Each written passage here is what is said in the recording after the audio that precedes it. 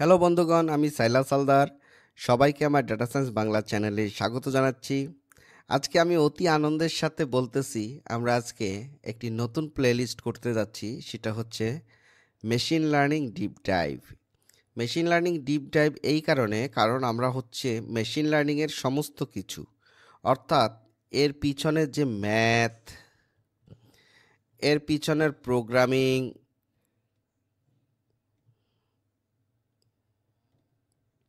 সব কিছু আমরা খুব গভীরভাবে পড়াশোনা করব এবং উপস্থাপন করব। আশা করি সবার এই বিষয়গুলো বুঝতে খুব সহজবোধ্য হবে, আপনারা সহজেই বিষয়গুলা জানতে পারবেন। আর সমস্যা থাকলে তো অবশ্যই কমেন্টে আপনারা লিখবেন এবং আমি সেগুলা রিপ্লাই দেওয়ার চেষ্টা করব। আজকে আমরা মেশিন লার্নিং আলোচনা করতেছি। মেশিন লার্নিং খুব সহজে কিন্তু আমরা আসতে পারিনি। এই ধাপে কিন্তু আমরা আসতে অনেক কাঠকয়লা পুড়িয়েছি। আমাদের কি করতে হয়েছে? সর্বপ্রথম আমরা পাইথন দিয়ে শুরু করেছি। পাইথনের পরে আমরা পান্ডা করেছি। পান্ডার পরে আমরা নামপাই করেছি। নামপাইয়ের পরে আমরা ম্যাথ ফর মেশিন লার্নিং করেছি। এরপরে আমরা স্টেটস করেছি, মানে স্ট্যাটিস্টিক্স যে প্লে লিস্ট, স্টেটস ফর, ঠিক আছে? তো এত কিছু করে অবশেষে আমি এমএল অর্থাৎ মেশিন লার্নিং করার মতো জায়গায় এসেছি। এখন আমি মেশিন লার্নিং কি হুট করেই করতে পারবো? হুট করে আমি মেশিন লার্নিং করতে পারি না। মেশিন লার্নিংয়ের সার্বিক যাবতীয় যে নকশা আছে সেগুলোকে আমার জেনে তারপরে মেশিন লার্নিং করতে পারবো। এর মধ্যে অনেক মডেল রয়েছে, এর মধ্যে অনেক অ্যালগোরিদম রয়েছে, ম্যাথমেটিক্স রয়েছে, এর মধ্যে প্রোগ্রামিং রয়েছে। সব কিছু আমাদের করতে হবে, আদারওয়াইজ কিন্তু আমি শুধুমাত্র কোডিং করলাম, কোডিং করে একটা মডেলে ফালাই দিলাম, হালকা পাতলা ক্লিন টিন করে মডেলে ফেলে দিলাম, কোডিং করলাম, ডেপ্লয় করে দিলাম। এতে হয়তোবা আমি প্রাথমিকভাবে অ্যাকুরেসি ভালো পাবো, কিন্তু ভাই মনিটরিং একটা ইস্যু আছে তো, তাই না? আমাকে তো আমি ডেপ্লয় করার পরে মনিটরিং করতে হবে বা কেউ একজন কাজ করতে হবে। তো এখন আমি যদি জিনিসটা ভালোভাবে যদি ক্যালকুলেশন না করি, যারা ইউজার ইন্ডে যারা কাজ করবে ওরা তো কিছু বোঝে না এটার, তারা কিভাবে সেবা প্রদান করবে? ধরেন আপনি হাসপাতাল হসপিটাল একটা সেন্সিটিভ জায়গা, আপনি কোনো হাসপাতালের হয়ে কাজ করেছেন, কোনো ডাক্তারের কাজ করে দিচ্ছেন, আপনি মডেলটা ভালোভাবে বিল্ড করতে পারেননি। অ্যাকুরেসি ভালো তখন এসেছিল, তখন আপনি অ্যাকুরেসি দেখাই দিয়েছেন, এর পরবর্তীতে ভালোভাবে কাজ করেনি, এতে তো রুগীর বিপদ হইতে পারে, তাই না? সেজন্য আপনাকে এমএলটা খুব ভালোভাবে করতে হবে, মডেলটা খুব ভালোভাবে তৈরি করতে হবে। এর জন্য আপনাকে অবশ্যই ম্যাথ, স্ট্যাটিস্টিক্স, ব্লা ব্লা এগুলো জানতে হবে। যারা বলতেছে যে উইদাউট ম্যাথ মেশিন লার্নিং, আসলে কথাগুলো বিশ্বাসযোগ্য নয়, কারণ ম্যাথমেটিক্স ছাড়া আপনি মেশিন লার্নিং কল্পনা করতে পারবেন না। আপনাকে অঙ্ক করতে হবে, আর অঙ্কগুলো কিন্তু আহামরি কঠিন না, এগুলো আপনি দেখলেই পারবেন। স্ট্যাটিস্টিক্স আপনাকে বুঝতে হবে। স্ট্যাটিস্টিক্সের আমি সুন্দর করে প্লে লিস্ট করেছি, আপনারা যদি একটু দেখেন অবশ্যই আপনারা পারবেন। তো এত কথা আমি বলতে যাচ্ছি না, আজকে আমার টার্গেট হচ্ছে মেশিন লার্নিং। তো মেশিন লার্নিংকে বুঝার আগে আমাকে বুঝতে হবে এআই কি। এআই মানে হচ্ছে আর্টিফিশিয়াল ইন্টেলিজেন্ট। আপনারা যখন ইউটিউবে ভিডিও দেখেন, আপনারা দেখবেন যদি আপনি কোনো একটা ক্রিকেট খেলার ভিডিও দেখেন, আপনাকে কিন্তু আবার ইউটিউব রিকমেন্ড করে, সেম রিলেটেড ভিডিও রিকমেন্ড করে। নেটফ্লিক্সেও তাই, তাই না? এই যে এত কিছু হচ্ছে সেটা কিন্তু এআইকে নির্ভর করে হচ্ছে। এআই এর একটা অংশ হচ্ছে মেশিন লার্নিং, এটা হচ্ছে subset of the machine learning.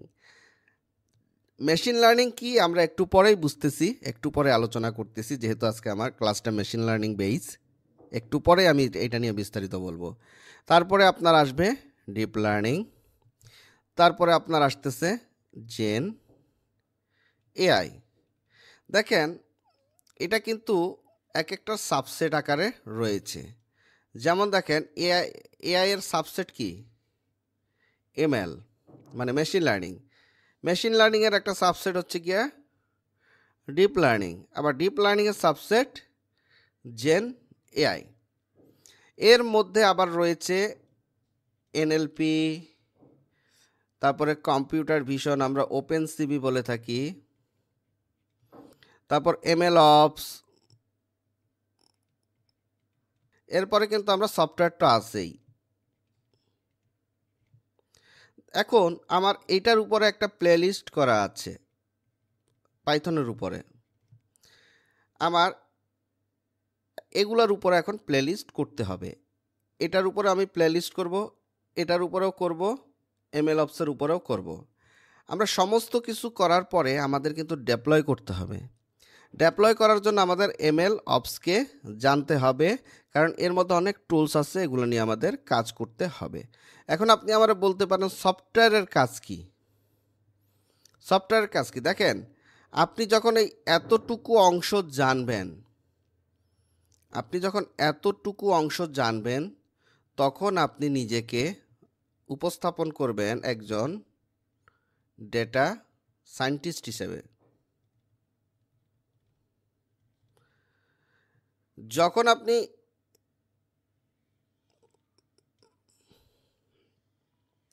আপনি এতটুকু জানবেন,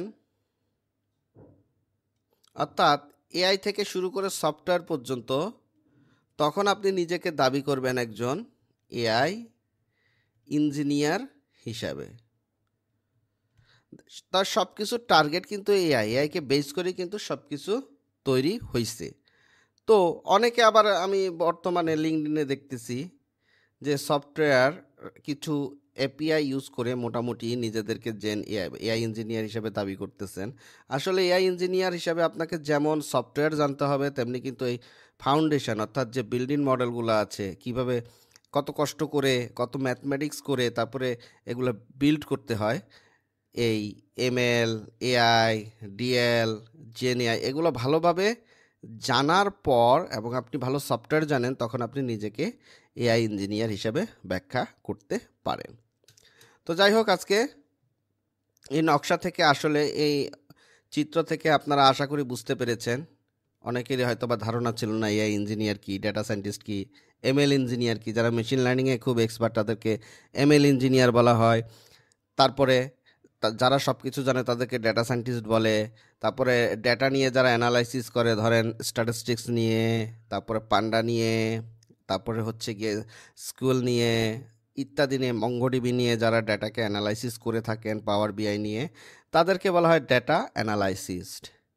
তারপরে আমরা ডাটা ইঞ্জিনিয়ার পাচ্ছি, তারপরে আমরা মেশিন লার্নিং ইঞ্জিনিয়ার পাচ্ছি, ডিপ লার্নিং ইঞ্জিনিয়ার পাচ্ছি, এআই ইঞ্জিনিয়ার পাচ্ছি, ইত্যাদি করে আমাদের ক্যাটাগরি বিভক্ত।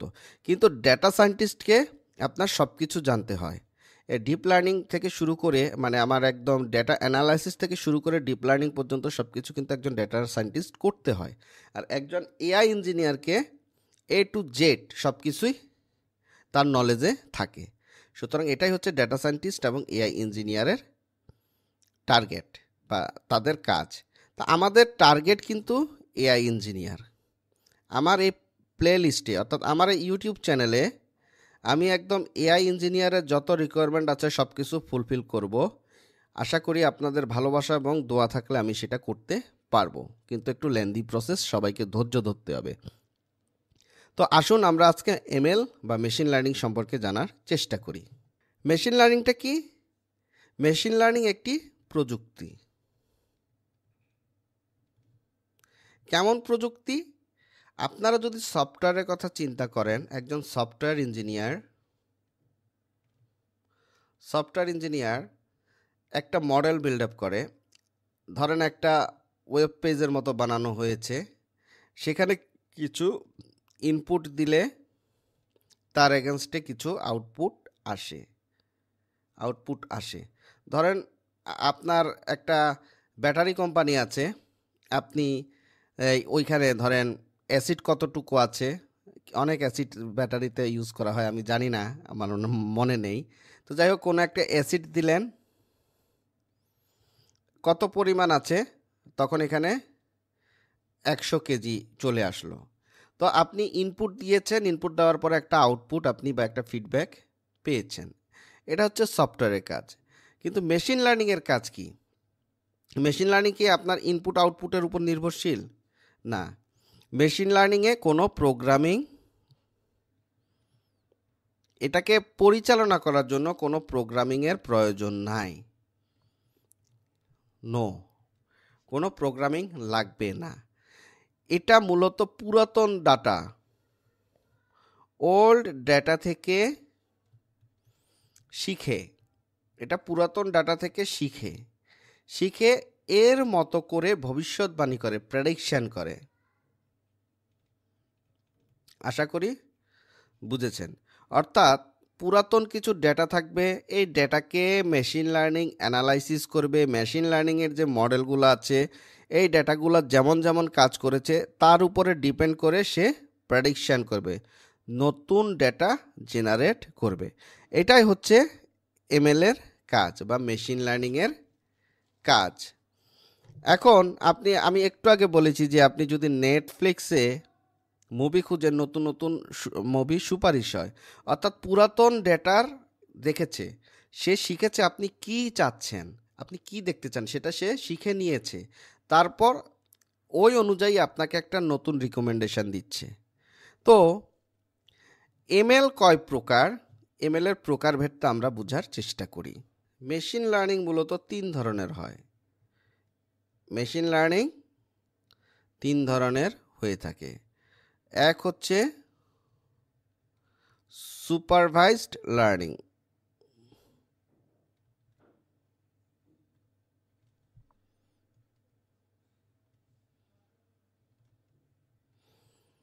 দুই নম্বরে আছে আনসুপারভাইজড। 3 নম্বরে আছে রিইনফোর্সমেন্ট লার্নিং।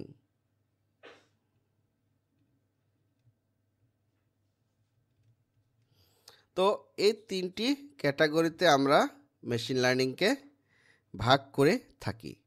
তো সুপারভাইজড, এখন আমরা আলোচনা করব সুপারভাইজড মেশিন লার্নিং নিয়ে। এক,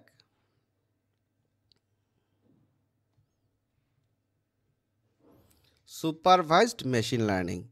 তো সুপারভাইজড মেশিন লার্নিংটা কেমন?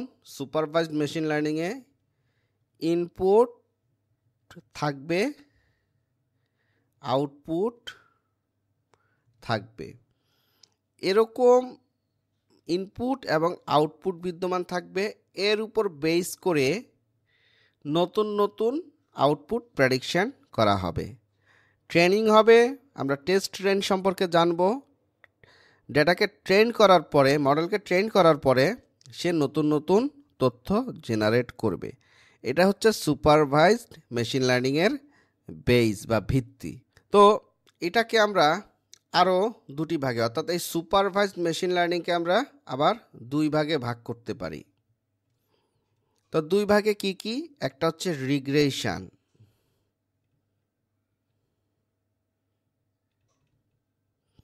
একটা হচ্ছে রিগ্রেশন আর একটা হচ্ছে 2 ক্লাসিফিকেশন।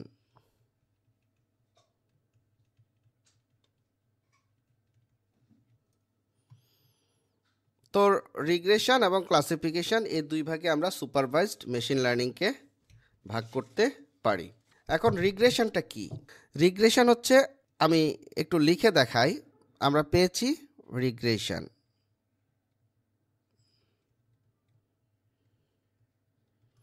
রিগ্রেশনটা কি? রিগ্রেশনটা হচ্ছে যেখানে আউটপুট আপনার কন্টিনিউয়াস থাকবে, আউটপুট ধারাবাহিক বা কন্টিনিউয়াস।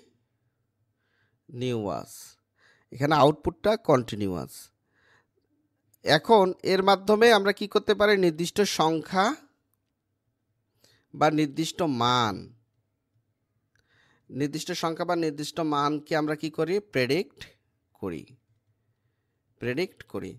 এখন এটার যদি আমরা গ্রাফচিত্র একটু বোঝার চেষ্টা করি, ধরেন গ্রাফ চিত্রটা এরকম হবে, এরকম এরকম এরকম এরকম ডাটা থাকবে, এরকম এরকম ডাটা থাকবে। তো আমরা এভাবে যদি আমরা একটা লাইন ড্র করি, সরল রৈখিক লাইন, তবে এটা কিন্তু লিনিয়ার রিগ্রেশন। এটাকে আমরা বলবো লিনিয়ার রিগ্রেশন, এটা কিন্তু কন্টিনিউয়াস। ঠিক আছে, এখানে বলে দিচ্ছি যে আউটপুটটা কেমন থাকবে, এটা কন্টিনিউয়াস। আশা করি রিগ্রেশনটা বুঝতে পেরেছেন।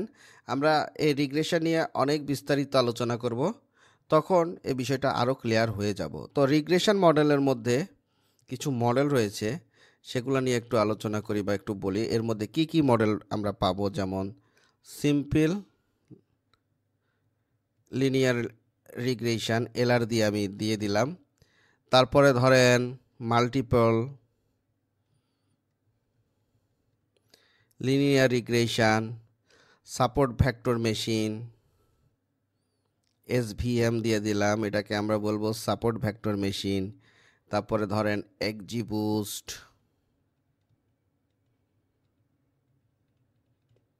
ইত্যাদি অনেক আছে। লেসো রিগ্রেশন আছে, তারপরে রিজ রিগ্রেশন আছে, ডিপ লার্নিংয়ের ক্ষেত্রে আরএনএন, এএনএন ইত্যাদি অনেক রিগ্রেশন বেসিস মডেল রয়েছে। ওগুলো নিয়ে আমরা অবশ্যই আলোচনা করব। আশা করি রিগ্রেশন অ্যানালাইসিস বুঝতে পেরেছেন। আমরা এর উপরে আরও বিস্তারিত আলোচনা করব। আজকে আমার ক্লাস হচ্ছে ইন্ট্রোডাকশন, জাস্ট পরিচয় করিয়ে দেওয়া। এর বিস্তারিত আলোচনা আমরা আস্তে আস্তে করব। আস্তে আস্তে সামনে আমাদের অনেক ক্লাস থাকবে মেশিন লার্নিংয়ের উপরে। আর আমরা এই প্লে লিস্টে মেশিন লার্নিংয়ের যতগুলো মডেল আছে সবগুলোকে তুলে ধরার চেষ্টা করব, যেন আমাদের মধ্যে কোনো ঘাটতি না থাকে। এর পরবর্তীতে আমরা যেন ডিপ লার্নিংয়ে আমাদের মস্তিষ্ক খুব ভালোভাবে কাজে লাগাতে পারি। তো যাই হোক, আপনারা আমার সাথে থাকবেন।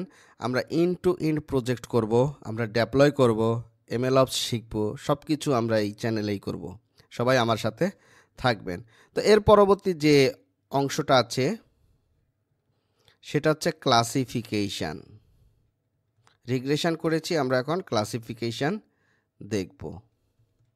তো আমি বলেছি রিগ্রেশনে কি থাকে, কন্টিনিউয়াস, আউটপুটটা কন্টিনিউয়াস থাকে। আর এই জায়গায় আউটপুট বিভিন্ন শ্রেণীতে বিভক্ত, এটা বিভিন্ন শ্রেণীতে বিভক্ত, সেজন্য এটাকে আমরা কি বলবো, ক্লাসিফিকেশান। আউটপুটটা কেমন হবে, ক্যাটাগরিক্যাল, ইয়েস নো, এই টাইপের। হ্যাঁ, আউটপুটটা ক্যাটাগরিক্যাল হয়ে থাকে এবং এটা ইনপুটের উপর বেস করে ক্যাটাগরিক্যাল আউটপুট দিয়ে থাকে। এর বিস্তারিত আমরা ক্লাসিফিকেশানের যে মডেলগুলো করব সেখানে বিস্তারিত বর্ণনা করব। যেমন ইমেল স্পাম্পের ক্ষেত্রে, স্পাম কি না, এটাকে ইমেলটা কি স্পাম নাকি স্পাম না, এটা আইডেন্টিফাই করা কিন্তু একটা ক্লাসিফিকেশান। তাহলে আমরা বলতে পারি ইমেল স্পাম, এটা একটা ক্লাসিফিকেশান মডেলের মাধ্যমে আমরা সলভ করতে পারি। এর কিছু মডেল আমি এখানে তুলে ধরি। তো এর মধ্যে রয়েছে, আমরা দেখি লজিস্টিক রিগ্রেশন, যদিও নামটা রিগ্রেশন কিন্তু এই জিনিসটা কি, ক্লাসিফিকেশান মডেল। রিগ্রেশনে আর দিয়ে দিলাম। এরপরে যদি আমরা দেখি কে নিয়ারেস্ট, বা আমরা KNN বলি, কে নিয়ারেস্ট নেইবার মডেল, এটাকে বলবো কে নিয়ারেস্ট নেইবার, KNN। তারপরে আমরা সাপোর্ট ভেক্টর মেশিনও, SVM, এটাও কিন্তু ক্লাসিফিকেশন প্লাস হচ্ছে গিয়া রিগ্রেশন, দুই দিকেই কাজ করে। তারপরে আপনার ডিসিশন ট্রি আছে, DT, decision tree, random forest ইত্যাদি ইত্যাদি অনেক ক্লাসিফিকেশন মডেল আমরা আলোচনা করব এবং মেশিন লার্নিংকে ভালোভাবে বুঝব। তো আমরা সুপারভাইজ মেশিন লার্নিংয়ে দুই ধরনের প্রকারভেদ পেলাম, একটা হচ্ছে রিগ্রেশন আর একটা হচ্ছে ক্লাসিফিকেশন, এবং দুটো ভালোভাবে বুঝতে পেরেছি। এখন আমরা দেখব আনসুপারভাইজড।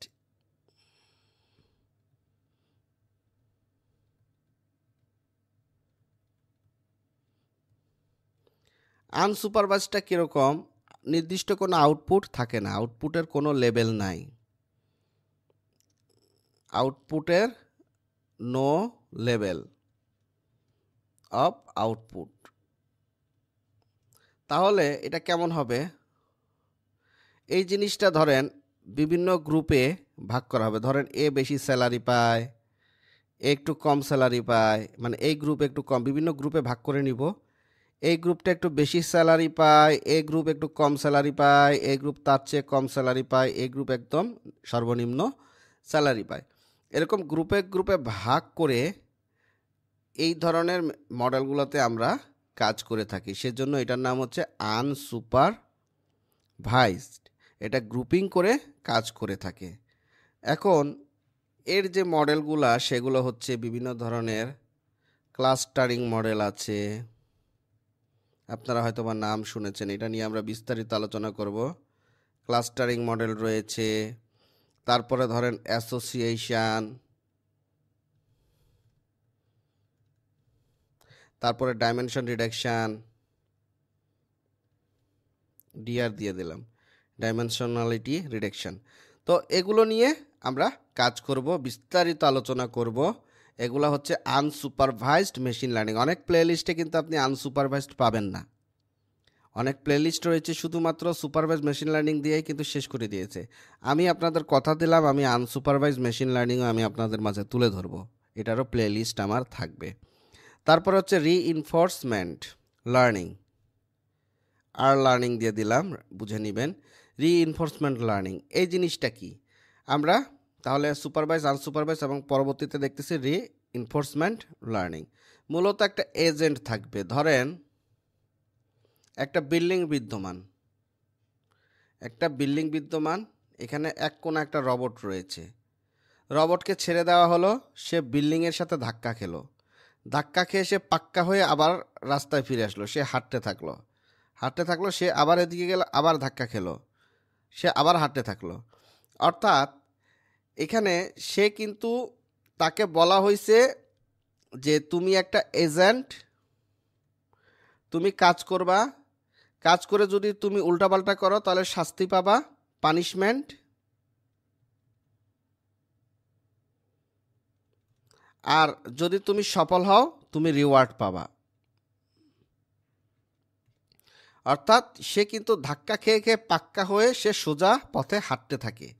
সে বুঝতে পারে ওই জায়গাটায় গেলে আমাকে ধাক্কা খেতে হবে, পানিশমেন্ট পেতে হবে, সেই জন্য সে কী করে, পরবর্তীতে নিজেকে শুধরিয়ে নিয়ে সোজা পথে সে হাঁটতে থাকে। তো এই বিষয়টা নিয়েও আমি একটি প্লেলিস্ট করব, এখান থেকে আমরা কয়েকটা মডেল সম্পর্কে ধারণা নেওয়ার চেষ্টা করব। আশা করি আপনারা পুরো আলোচনাটা বুঝতে পেরেছেন।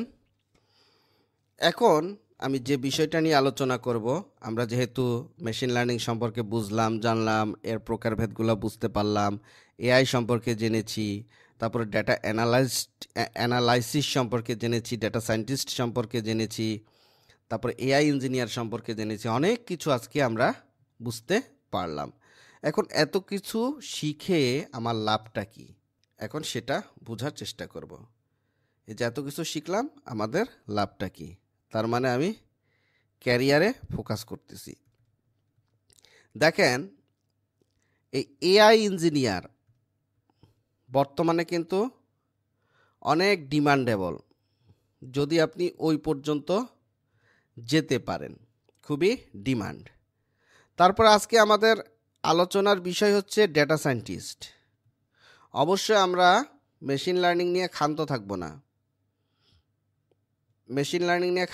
না, ডেটা সায়েন্টিস্ট নিয়ে আমরা কাজ করব।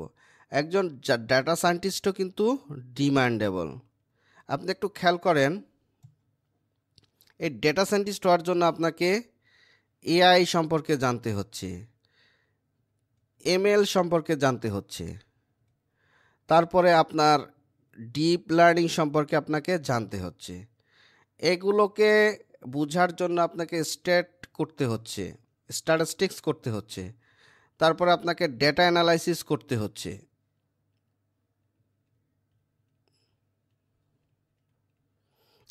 এর উপরে আমি একটা বিস্তারিত প্লেলিস্ট করব। এর মধ্যে ধরেন পান্ডা আছে, মঙ্গোডিবি আছে,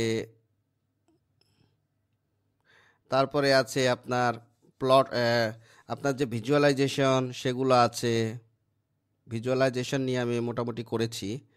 তারপরে আপনার এই জায়গায় পাওয়ার বিআই আছে, এক্সেলের কাজ আছে, তারপর স্কিউএল আছে। এগুলাও আপনাকে কিন্তু জানতে হচ্ছে একটা ডেটা সায়েন্টিস্ট হওয়ার জন্য। কত রাস্তা আপনাকে পার হয়ে আপনি নিজেকে ডেটা সায়েন্টিস্ট বলতেছেন। তো এখন অবশ্যই এটা ডিমান্ডেবল, ডেটা সায়েন্টিস্টের প্রাইস অনেক হাই। আপনি যদি ফাইবারে যান, কিংবা আপনি যদি আপওয়ার্ক, টপটালে আপনার অবশ্যই 3 বছরের এক্সপিরিয়েন্স থাকতে হবে, আদারওয়াইজ কিন্তু আপনি টপটালে অ্যাকাউন্ট করতে পারবেন না। তো এই সমস্ত যে ফ্রিল্যান্সিং জগৎ রয়েছে, এখানে কিন্তু আপনি খুবই একজন ডিমান্ডেবল ইন্টারন্যাশনালি। তাছাড়াও বিভিন্ন রিমোট জব রয়েছে, আপনি রিমোট জবে অ্যাপ্লাই করতে পারেন যদি আপনার, কিন্তু ভাই এর জন্য আপনাকে পরিশ্রম করতে হবে, আপনাকে প্রজেক্ট বানাইতে হবে। শুধু আপনি এটা শিখে বসে থাকলেন তাহলে কিন্তু হবে না, আপনাকে প্রজেক্ট করতে হবে, আপনাকে গিটহাব অ্যাকাউন্ট বানাইতে হবে, পোর্টফোলিও ওয়েবসাইট করতে হবে। তো এত কিছু আপনাকে করে প্রজেক্ট তৈরি করে আপনার তো বায়ারের সামনে আপনি তো কিছু দেখাইতে হবে ভাই। হ্যাঁ, বায়ারের সামনে আপনাকে উপস্থাপন করতে হবে, তবেই তো আপনি জব পাবেন। এছাড়াও বাংলাদেশের প্রেক্ষাপটে কিন্তু বর্তমানে এই এআই ইঞ্জিনিয়ার এখন আমি বাদ দিলাম, ডেটা সায়েন্টিস্ট কিন্তু খুবই গুরুত্বপূর্ণ। শুধু ডেটা সায়েন্টিস্ট না, ডেটা অ্যানালাইসিস্টও খুব প্রয়োজনীয়। অ্যাজ এ ডেটা সায়েন্টিস্ট আপনি কিন্তু সব জানেন। হ্যাঁ, তো ডেটা অ্যানালাইসিস্ট বা ডেটা অ্যানালাইসিস এক্সপার্ট পারসন খুবই প্রয়োজনীয়। আপনি রবি দেখেন, তারপরে আপনার গ্রামীণ ফোন আছে, বাংলা লিঙ্ক আছে, বিভিন্ন স্টার্ট আপ কোম্পানি রয়েছে, সফটওয়্যার কোম্পানি রয়েছে। এছাড়াও আপনার অনেক কোম্পানি কিন্তু ডেটা অ্যানালাইসিস্ট এক্সপার্ট পারসন বা ডেটা অ্যানালাইসিস্টকে হায়ার করে। তো আপনি অ্যাজ এ ডেটা সায়েন্টিস্ট আপনার কি জবের অভাব হবে? যদি আপনি ভালোভাবে প্রজেক্ট করতে পারেন, প্রজেক্টগুলা সাবমিট করতে পারেন, আশা করি আপনার ক্যারিয়ারে আপনি খুব ভালো কিছু করতে পারবেন। যাই হোক, আজকে অনেকগুলো কথা বলেছি। যা যা বলেছি আশা করি আপনারা অন্তরে নেবেন। ভুল ত্রুটি থাকলে ক্ষমা সুন্দর দৃষ্টিতে দেখবেন। আপনাদের টার্গেট ডেটা সায়েন্টিস্ট যারা আমার এই চ্যানেলে ভিজিট করতেছেন, ভিডিও দেখতেছেন, সবাইকে রিকোয়েস্ট করব টার্গেট রাখেন, আপনারা এআই ইঞ্জিনিয়ার হবেন। অন্ততপক্ষে ডেটা সায়েন্টিস্ট পর্যন্ত অবশ্যই আপনারা মনোযোগী থাকবেন। যদিও আমার একটু লেন্দি, হয়তোবা সামনের বছর লেগে যাবে সমস্ত কিছু কভার করতে, কিন্তু আমি চেষ্টা চালিয়ে যাচ্ছি খুব দ্রুত যাওয়ার, খুব দ্রুত সমস্ত প্লেলিস্ট তৈরি করার চেষ্টা করতেছি। আপনাদের ভালোবাসা, আপনাদের কমেন্ট, আপনাদের সাবস্ক্রিপশানই আমাকে আরেকটু উৎসাহিত করবে। আমি সমস্ত কিছু আপনাদের সামনে রেডিমেড রাখবো। কোর্সের জন্য অনেক টাকা খরচ করে থাকেন, বিশ্বাস করেন আমি ডিপলি কভার করার চেষ্টা করতেছি। আপনারা যদি আমার বিশ্বাস রাখেন এবং আমার ভিডিওগুলো যদি দেখেন, অবশ্যই আপনারা ভালো কিছু শিখবেন। তো সবার কাছে রিকোয়েস্ট রাখি, ভিডিওতে লাইক কমেন্ট শেয়ার করবেন, আমার সাথে সাথে থাকবেন। আপনাদের ভালোবাসার জন্যই আমি আসলে এত কিছু করি, সমস্ত ফ্রিলি আমি ছেড়ে দিচ্ছি। ইচ্ছা করলে আমি এটা নিয়ে একটা পেইড কোর্স করতে পারতাম, আমার ওরকম কোনো টার্গেট নেই। আপনারা সবাই মনোযোগ দিয়ে ভিডিওগুলো দেখবেন, সবার প্রতি আমার এই আশা। সবাই ভালো থাকবেন, ধন্যবাদ।